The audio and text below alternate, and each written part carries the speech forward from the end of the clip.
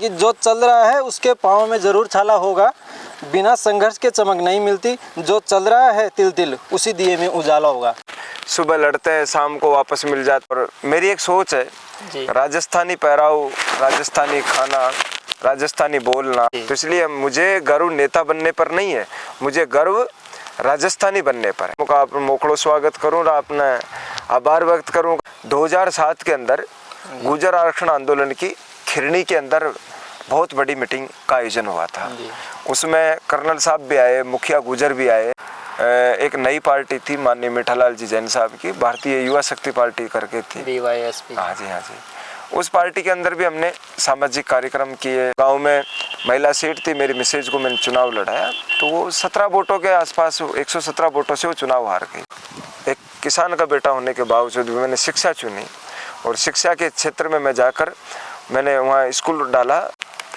मुझे नगर पालिका का प्रथम चेयरमैन और इस गांव का आखिरी सरपंच बनने का सौभाग्य मिला। और फिर माननीय पायलट साहब आज भी राष्ट्रीय नेता है, हमारे आज भी आइकॉन है। कि जो चल रहा है उसके पाँव में ज़रूर छाला होगा, बिना संघर्ष के चमक नहीं मिलती, जो चल रहा है तिल तिल उसी दिए में उजाला होगा।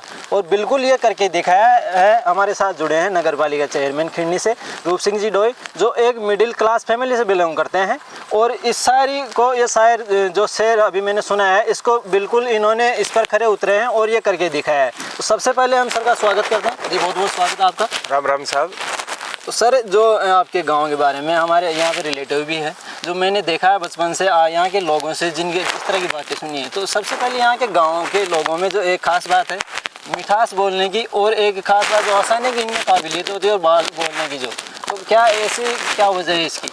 देखो, मेरा गांव खिरनी है और इसके पानी के अंदर बड़ा मिठास है जी हाँ। और यहाँ की जो जन्मभूमि हमारी है, ऐसी जन्मभूमि में तो आपके इस चैनल के माध्यम से जो सुन रहे हैं वो श्रोताओं को भी यहाँ के मीठे पानी पीने की सलाह भी देता हूँ कि खिरनी का पानी ज़रूर पिए, क्योंकि इस पानी के अंदर इतना मिठास है कि आपस में हम गांव के अंदर बैठते हैं, उठते हैं, लड़ते हैं, झगड़ते हैं, फिर भी आपस में सुबह लड़ते हैं, शाम को वापस मिल जाते हैं। तो इस पानी का ही और इस भूमि का ऐसा बड़ा सहयोग है। और ये मान लीजिए कोई भगवान का दिया हुआ आशीर्वाद भी इस गांव को है। तो यहाँ बोलचाल की, हंसी मजाक की हम ज़्यादा रुचि रखते ही हैं।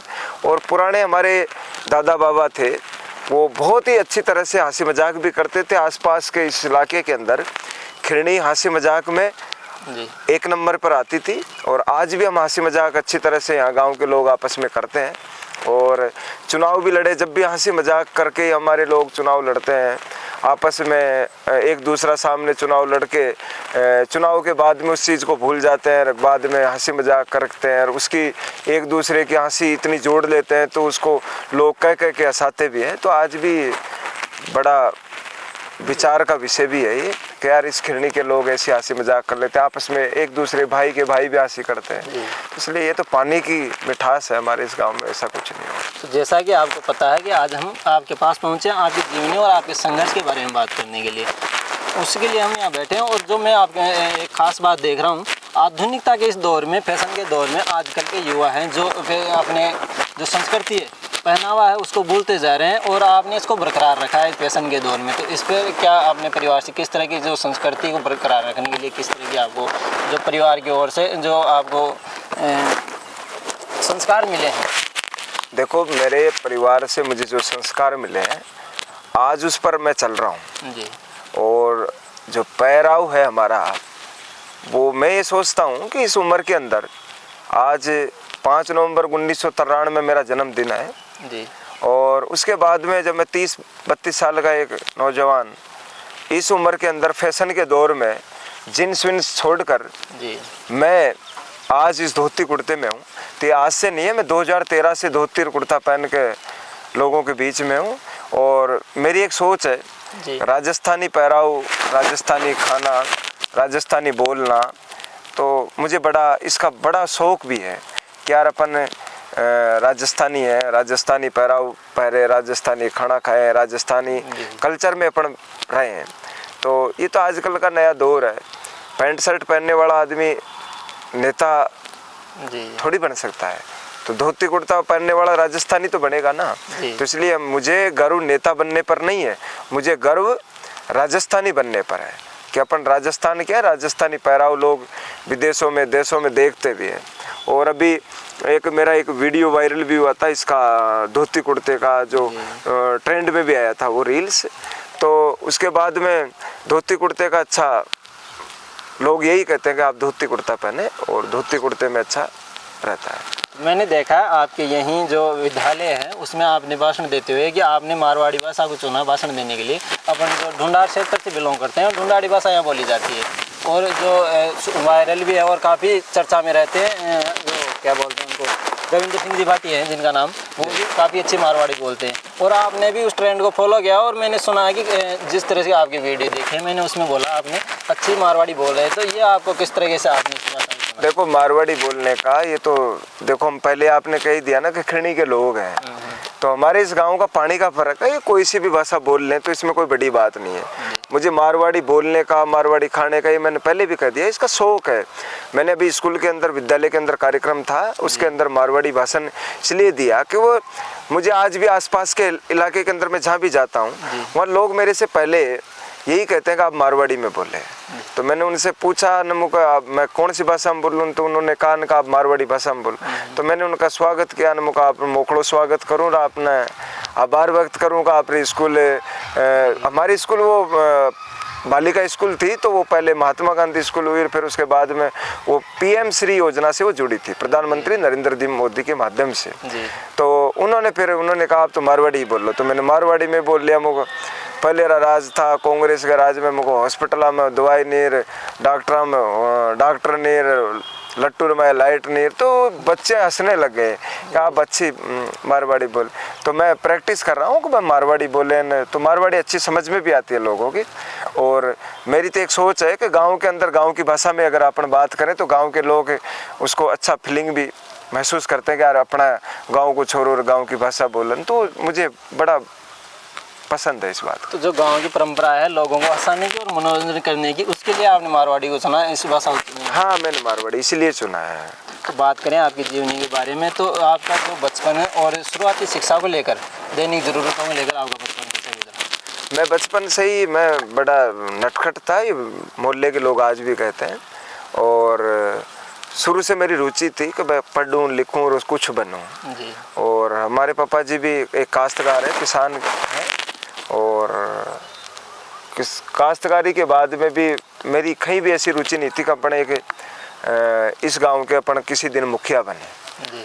लेकिन भगवान का आशीर्वाद था, देवनारायण भगवान की कृपा थी, गुरु महाराज बालकानंद जी का आशीर्वाद था।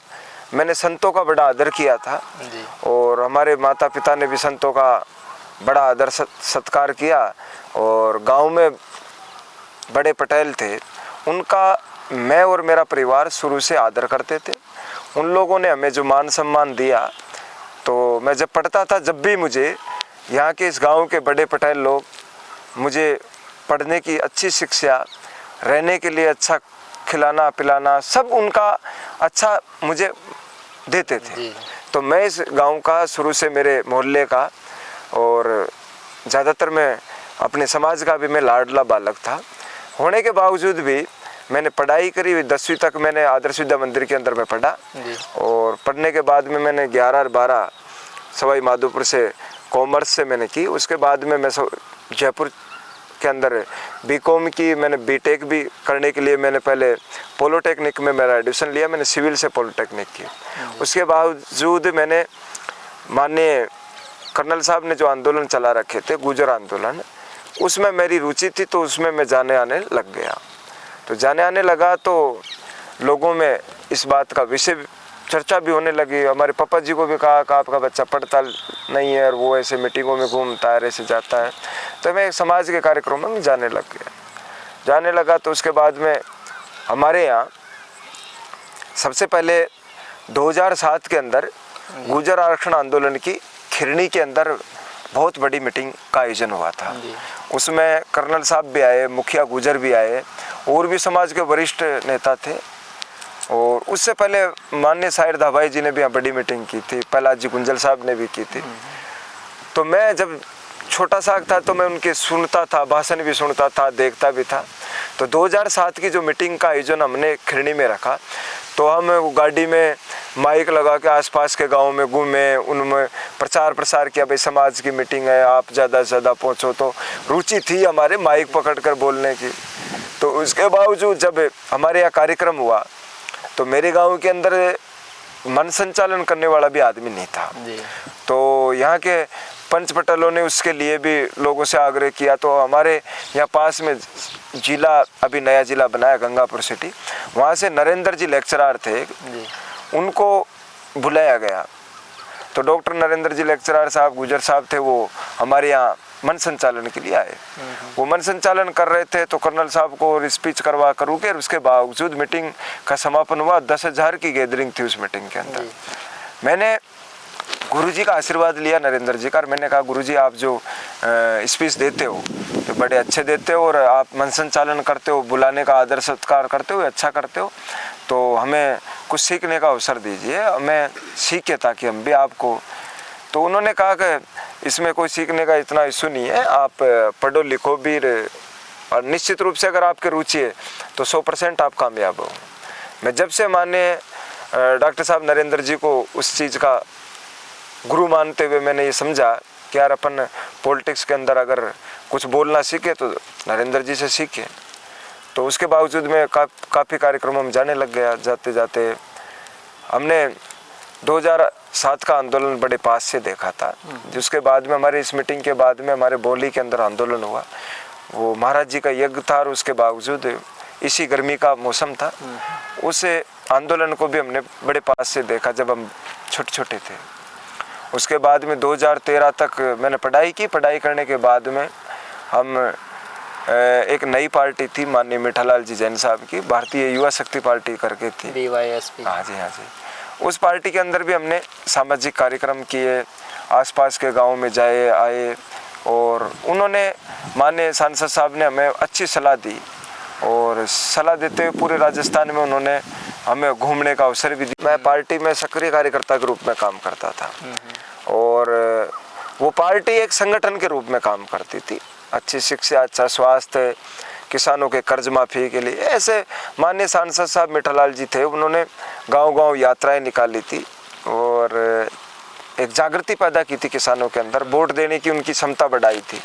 तो वो मामला था। तो हमने पूरा 2013, 14, 15 तक हमने वहाँ उनके माध्यम से काम भी किया। उसके बाद में मैंने 2015 में चुनाव लड़ा सरपंच का गाँव में। तो गांव में महिला सीट थी, मेरी मिसेज को मैंने चुनाव लड़ाया, तो वो 17 वोटों के आसपास, 117 वोटों से वो चुनाव हार गई। हारने के बाद भी मैं इस इलाके के अंदर आना जाना रहा मेरा, लोगों के सुख दुख के अंदर जैसी मेरे से बनी छोटी मोटी सेवाएं मैं करता रहा। उसके बावजूद मैंने मेरे ही गाँव के अंदर एक छोटा का सा स्कूल डाला। स्कूल डाल के मैंने कहा भाई अपन कैसे भी करके जनता से जुड़ेंगे, बच्चों से जुड़ेंगे। तो खेती बाड़ी तो अपने पापा ने इन्होंने खूब की है, तो अपन एक नया शिक्षा के क्षेत्र में अपन चलते हैं। तो एक किसान का बेटा होने के बावजूद भी मैंने शिक्षा चुनी, और शिक्षा के क्षेत्र में मैं जाकर मैंने वहाँ स्कूल डाला। स्कूल में 500 बच्चे फर्स्ट में हुए हमारे, और आसपास के बच्चे हमारे पास खूब आए। उसके बाद में हमारा स्कूल चलता गया 2017 से, और फिर हमने 2020 के अंदर हमने उसको कॉलेज में परिवर्तित कर दिया, और आज केशव कॉलेज के नाम से हमारा वो कॉलेज चल रहा है, और केशव विद्यापीठ नाम से हमारी पूरी संस्था है वो चलने लग गई। 2020 के अंदर जैसे इलेक्शन आए तो मैंने सरपंची का चुनाव लड़ा। समाज के लोगों से मैंने आग्रह किया, तो जनरल सीट पे समाज के लोगों के आग्रह पर मैं उनसे कैसे भी करके मैंने कहा भाई एक बार मुझे अवसर दे दे, मैं हारा हुआ हूँ। तो उन लोगों ने मेरी अच्छी मदद करने के लिए उन्होंने मुझे आगे किया, और आगे करते हुए समाज ने, दूसरे समाजों ने, मीणा समाज, माली समाज, भैरवा समाज, माइनॉरिटी और व्यापार मंडल के जो जनरल समाज थे, उन्होंने मुझे अच्छी मदद करके और मेरा वो चुनाव लड़ाया। मेरे पास 2020 में कोई पैसा भी नहीं था, लोगों ने पैसा इकट्ठा करके भी मुझे चुनाव लड़ाया।